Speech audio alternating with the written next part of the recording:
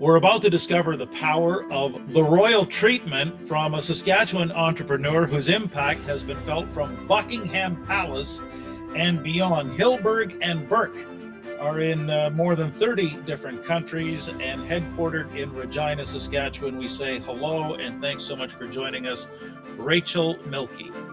So glad to be here. Thank you for having me.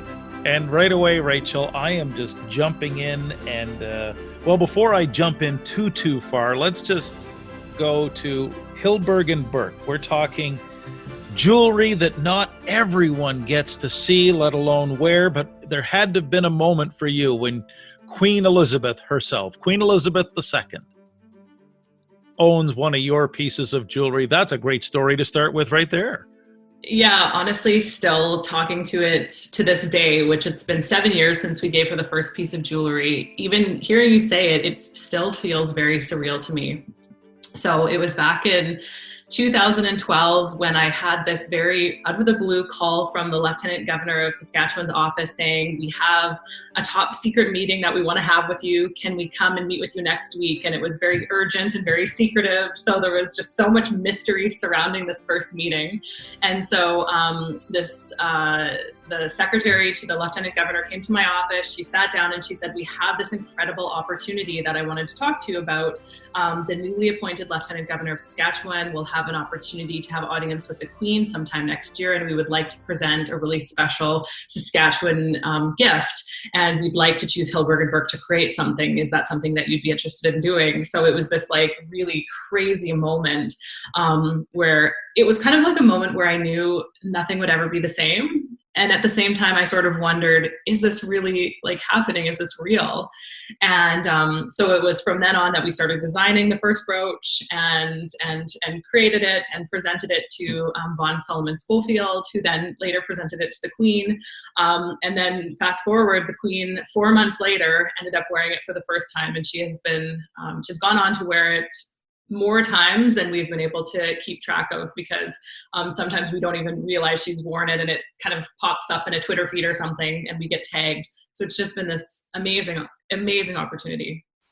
And Rachel, now for anyone listening to our podcast here on the Leadership Standard, can you kind of take us through the story, the creation of Hillberg and Berk, the idea, the entrepreneurial seizure, if you will, and then the journey that goes all the way literally to Buckingham Palace and beyond? I would love to. So as a child, I was just full of creativity and I had this deep desire to create things with my hands. And I came from a long line of entrepreneurs. My parents were entrepreneurs. My grandma had a general store in a very small, dusty town of probably 20 people in southern Saskatchewan. And she used to get Vogue magazines to her general store, and she would like find a pattern she'd like and she would try to replicate it for my aunties. So I grew up with these like uber stylish aunties and this passion for design and creativity and a long line of entrepreneurs in our family. And it was kind of the perfect storm. So I went to business school in Regina, studied marketing. And when I came out of that, I knew I wanted to start a company, but really just didn't know what. I didn't know what the right opportunity would be. And I knew it had to be a perfect storm of something I was passionate about and the right opportunity at the right time. So I explored a few different ideas. And while I was doing that, I started making jewelry, and I taught myself how to make jewelry, not really thinking that that could be the business. And it was some of my girlfriends who said, you should really consider doing this, Rachel. Everybody likes your product and we think you could sell it. So it was actually through the encouragement of my friend that, to set up at this like 3-day women's convention, which I did. The very first business I started in 2005 was called Urban Pearl Accessories. So I created my first little collection, and then I went to set up my first website. So the very first website launched in 2005, went to this 3-day convention. And that was the turning point. The doors opened, women came in, and we basically sold everything, and we were busy with orders for the next 3 weeks. And it was at that point that I realized, wow, not only do I love this, I'm deeply passionate about it.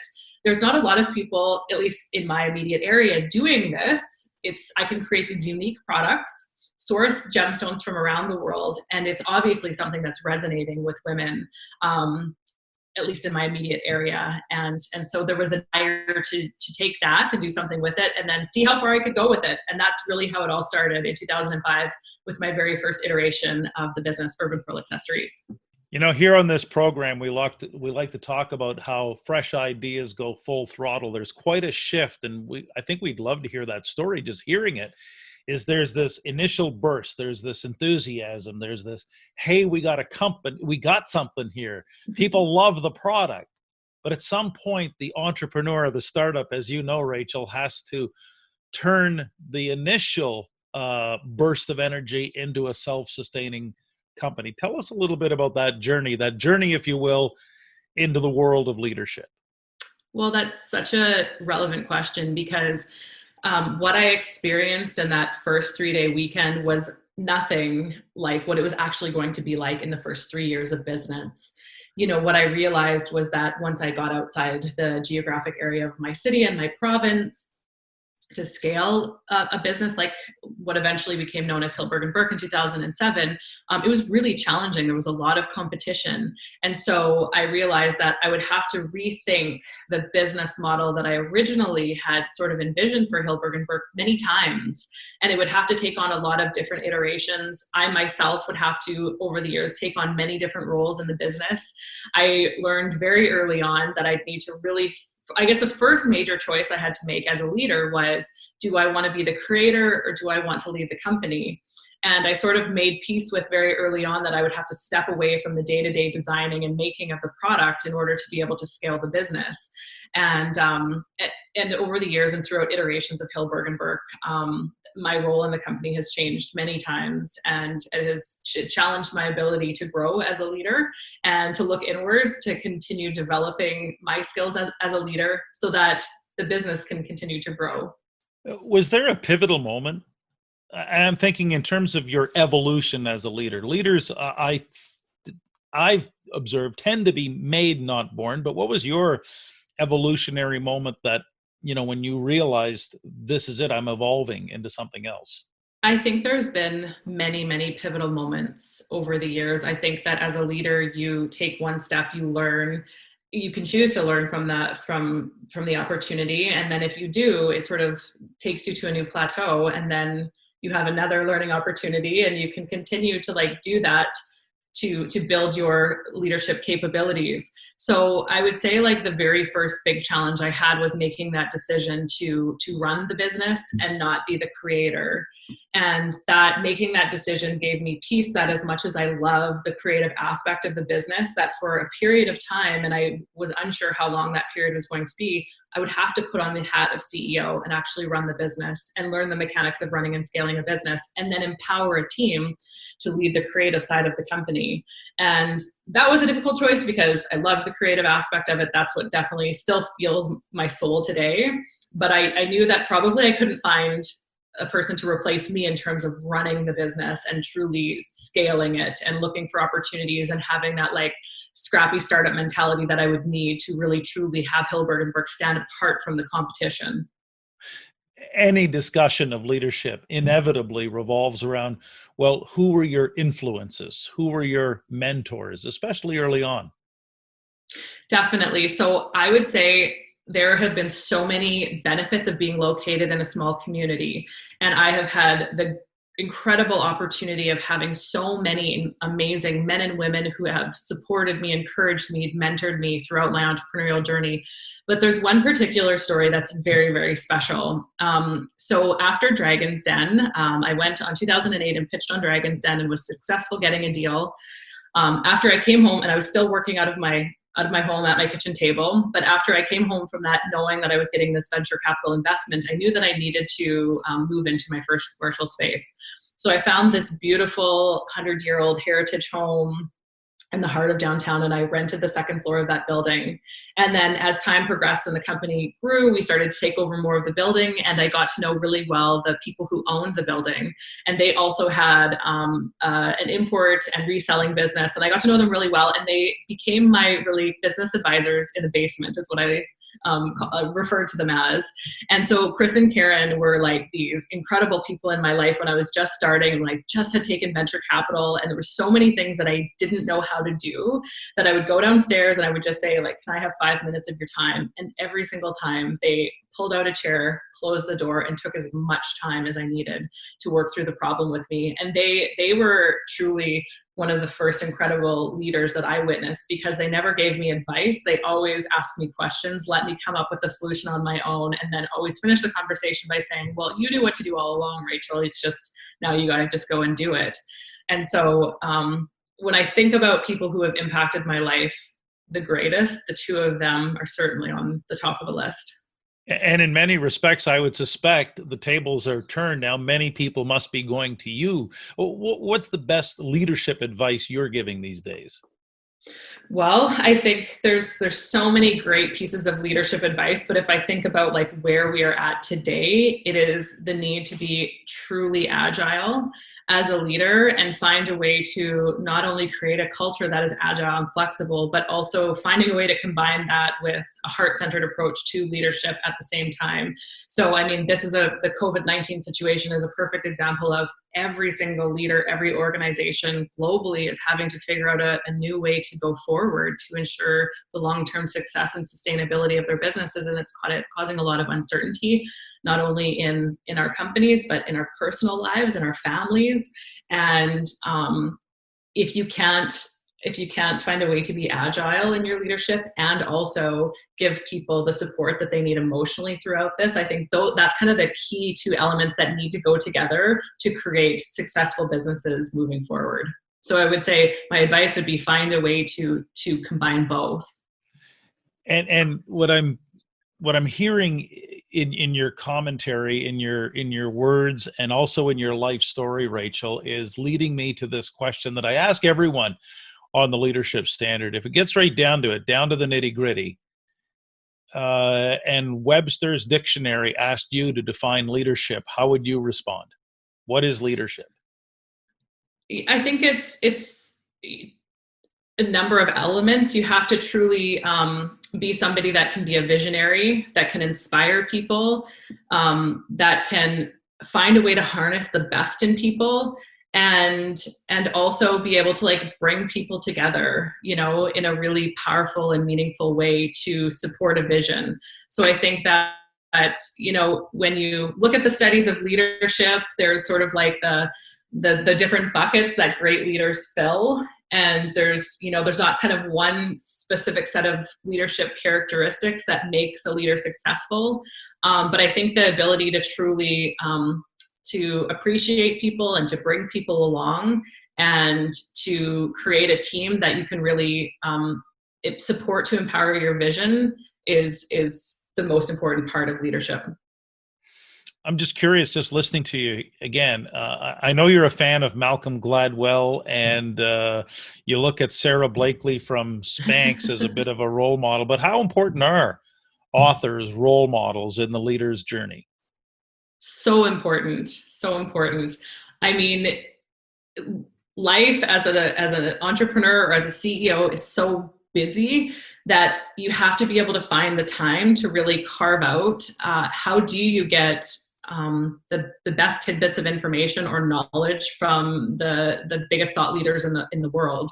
So I think things like social media, where you can follow specific people who really inspire you or doing things that you admire through business or through social enterprise, and get a glimpse into their life of how they think and how they operate, is super important. So not only is like finding great podcasts or great newsletters or awesome books that you can glean information from, but like this world is moving so fast.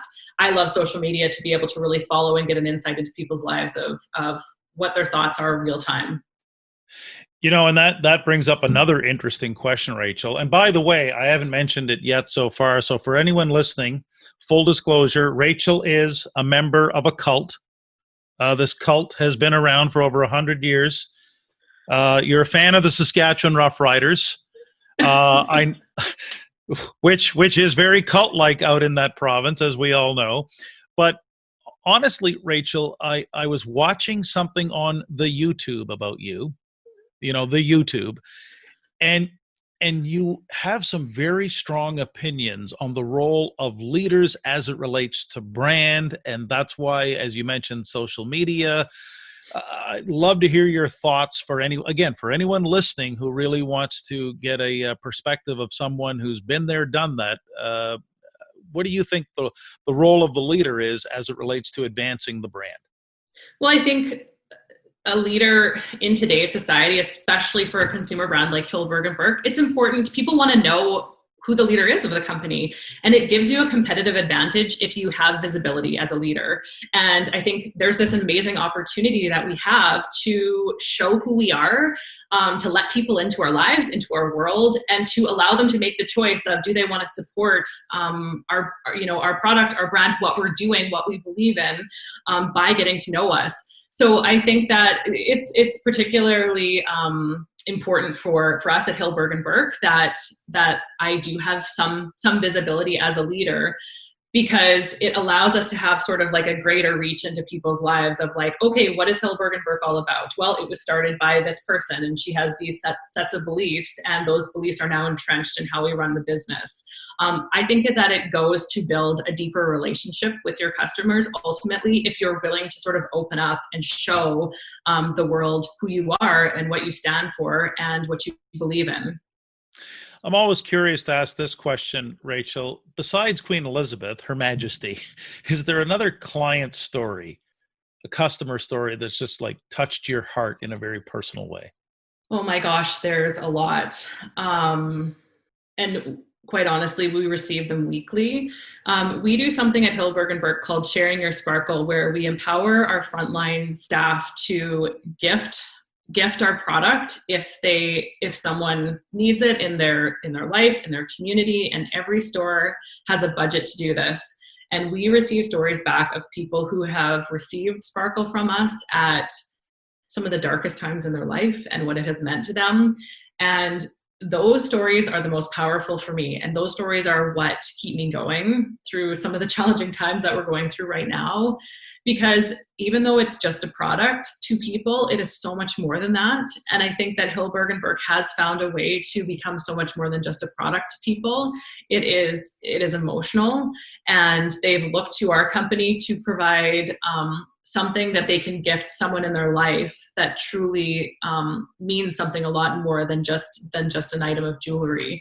And I think for us and particularly in our Sparkle collection, for so many people, that collection means something a lot more than jewelry. It's hope. It is like love amongst women. It is the sisterhood that we share. And a lot of women have really kind of led that charge. Maybe it was a spark that was ignited by Hillberg Berk by sharing our Sparkle, but our customers have truly taken that forward and really interpreted that in their own way and made it their own. I can't help but think, and with great respect, I'm asking this question from the point of view of, I see one of the things I enjoy about this podcast is I get to enjoy hearing the behind the scenes stories of different leadership styles, different philosophies on leadership. And I just want to ask that question. Do you think the rules are different for, men and women with respect to leadership? I don't think the rules should be different, but I think it's vitally important that men and women come together and like I always kind of try and find a balance between masculine and feminine energy in leadership and really leaning into both sides of those. And I think it's certainly been challenging for women in leadership to feel like they have to show up and behave a certain way historically. But now I think things are changing.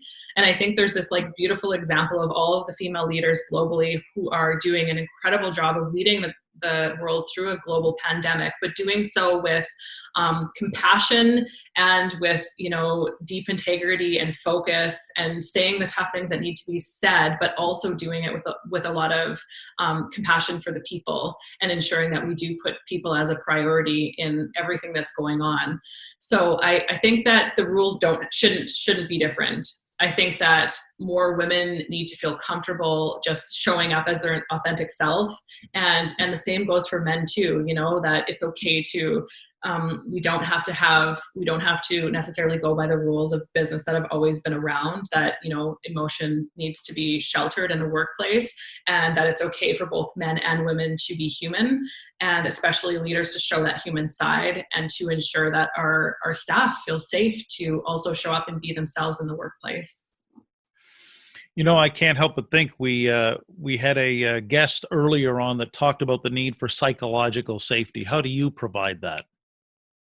Yeah, great question. And it's something that we actually talk quite a bit about in our executive team. I'll give the kind of COVID example as something we're like living through right now. We've really been trying to prioritize the opportunity for our staff to come together and just express how they're feeling in the moment, and as opposed to just like getting down to business.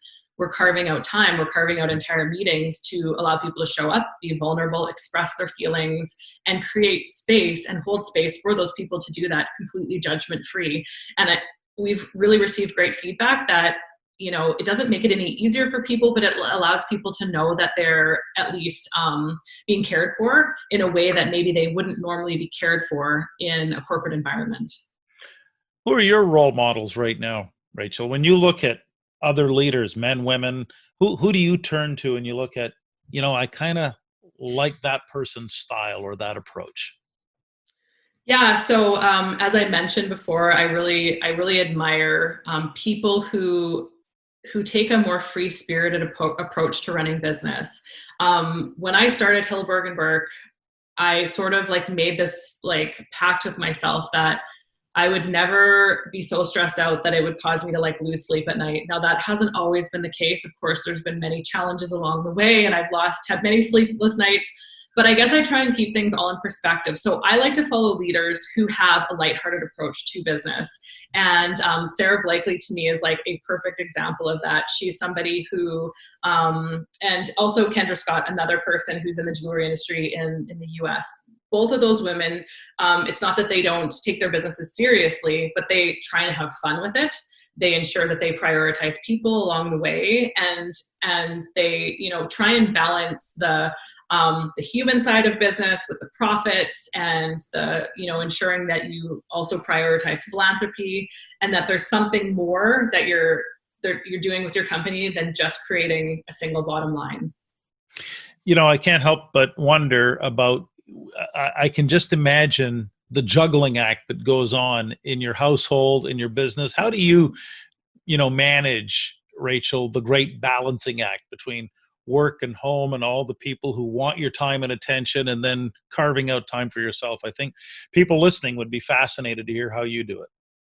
Well, I think you first of all have to know that there is no such thing as balance. You have to make choices.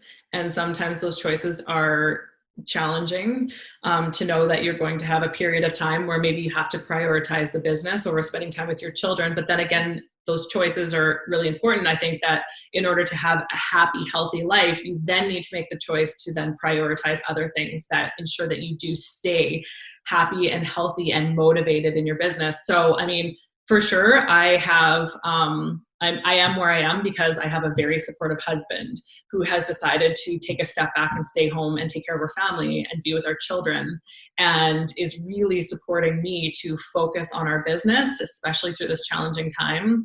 But he has truly been a rock for me since the day one of starting this company. I had started it a few years before I met him, but he has always really supported me and my vision and my dreams. And after we started having children, he's really been behind me and supportive. And now more than ever that he's decided to stay at home and take care of our family, it's really just given me even more like free headspace to know that I can focus on what I need to focus on because everything at home is taken care of.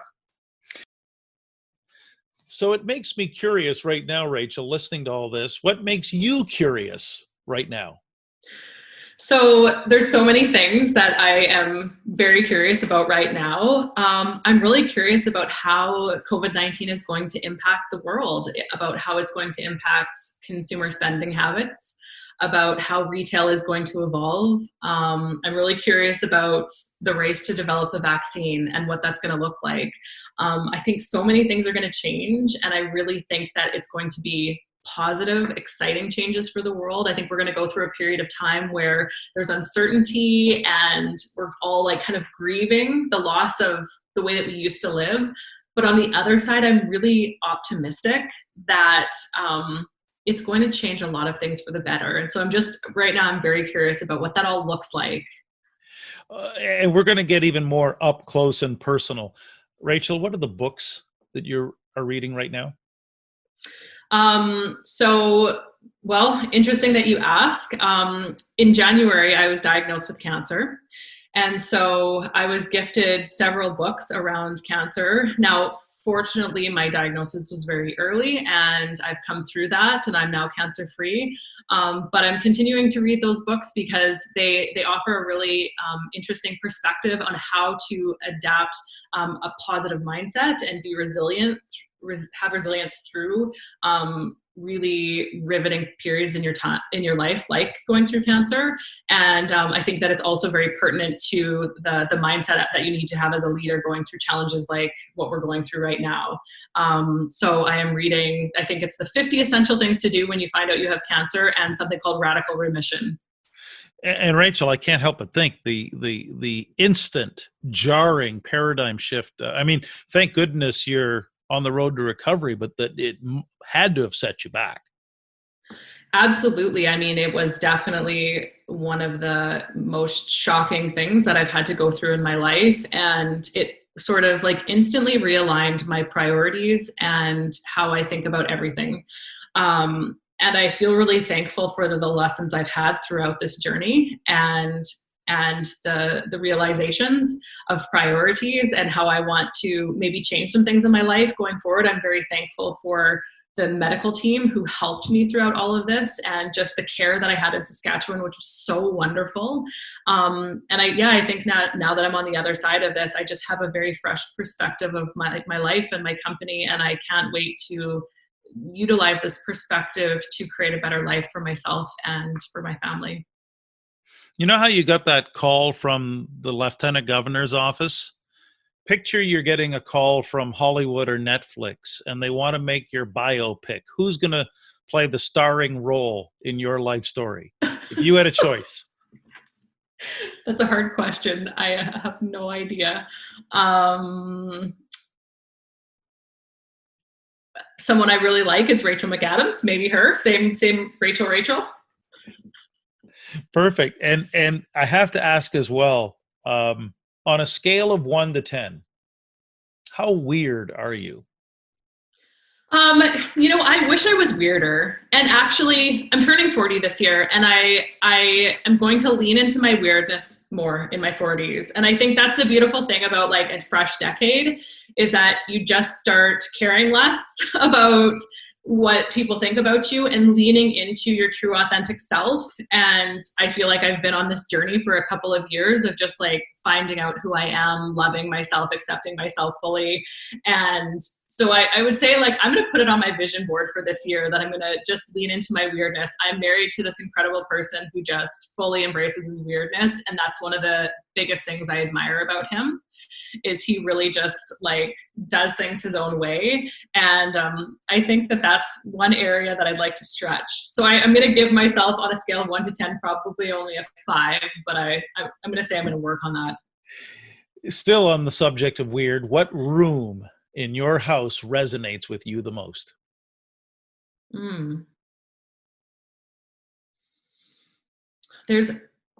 I really like a lot of rooms in my house for different reasons, but I guess if I had to choose one, it would probably be my bedroom because I put the most time and attention and detail into the design of that room and worked with a fabulous interior designer. And when I go into that room, I just feel very special. And it's like my little sanctuary. So I think that currently is my favorite room.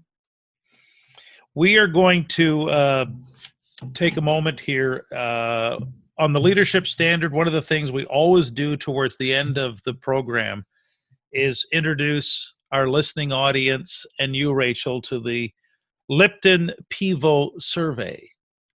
It's in honor of James Lipton, the articulate host of Inside the Actor's Studio and French journalist Bernard Pivot. Are you ready? Let's do it. Okay, here we go. What is your favorite word? Amazing. What is your least favorite word? No. What turns you on? Creativity. What turns you off? A bad attitude.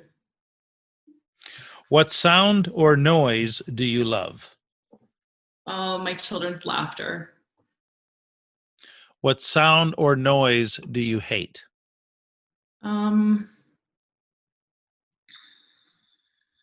Probably my children's crying. What is your favorite curse word?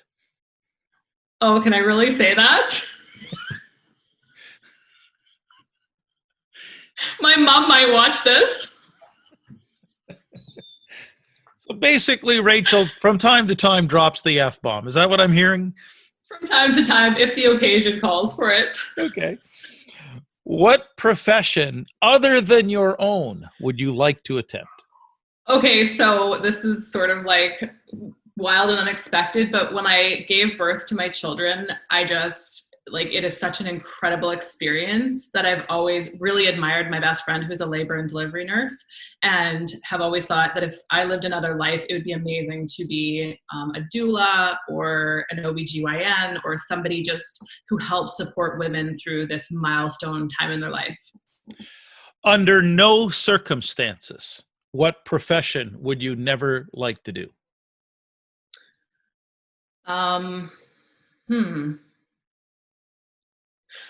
I've never actually thought about that. And there's something with everyone that I meet and every profession that I encounter, there's something interesting about it. And even like, I don't think I'd like to do anything related to like the funeral industry. But even as we were going through this COVID crisis, I sort of thought, like, who in our community might need the most support or help where I could help out? And I was like, could I go and help and volunteer at the funeral homes if they become overrun with people? So I don't think I'd like to do it as a profession, but have considered, could I help out if need be? Rachel, if heaven exists, what would you like to hear God say when you arrive at the pearly gates? Oh my gosh, these are really hard questions. I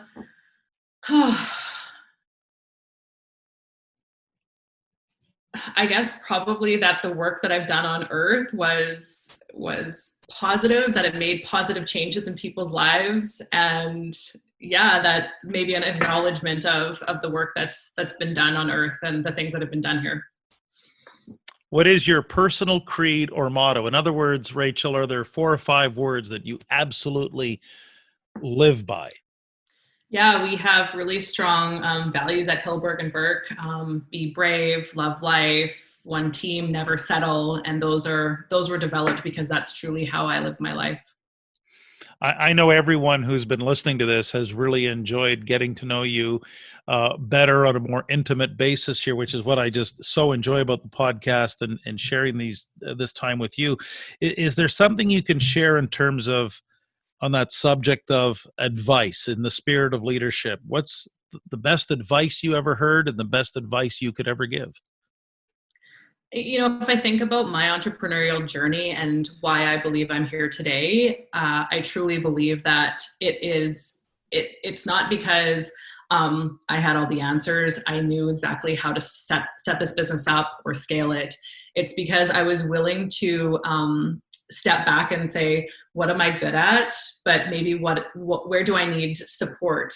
And I think I was never kind of too proud to be like, I'm not good at that, and I really need some help, and I need to find somebody who can help support me. So, like, for sure, that's why I'm here. And I think that that's such a great piece of advice for new people getting into business, is just really recognize your strengths and your opportunities, and don't be too proud to really surround yourself with amazing people.